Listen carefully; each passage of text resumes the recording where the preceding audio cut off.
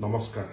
মাননীয় প্ৰধানমন্ত্ৰী নৰেন্দ্ৰ মোদী ডাঙৰীয়াৰ অতি অনবদ্য আৰু সৃষ্টিশীল এক অনুষ্ঠান হ'ল পৰীক্ষা পে চৰ্চা।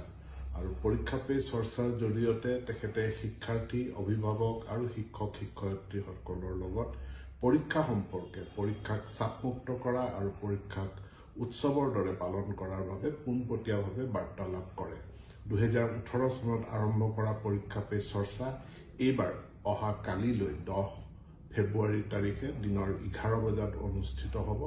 আৰু ইয়াৰ বাবে এইবাৰ অসমৰ পৰা সৰ্বাধিক প্ৰায় 32 লাখ লোকে পঞ্জীয়ন কৰিছে আৰু ই গোটেই ৰাষ্ট্ৰৰ ভিতৰতে আমি অসমে দ্বিতীয় স্থান পঞ্জীয়নৰ ক্ষেত্ৰত লাভ কৰিছোঁ।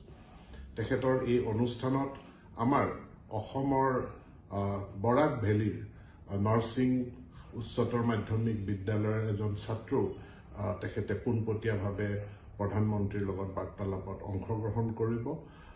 অহা কালিলৈ আমাৰ অসমৰ 44,564খন বিদ্যালয়ত এইটো পোনপটীয়াকৈ সম্প্ৰচাৰ কৰাৰ ব্যৱস্থা কৰা হৈছে।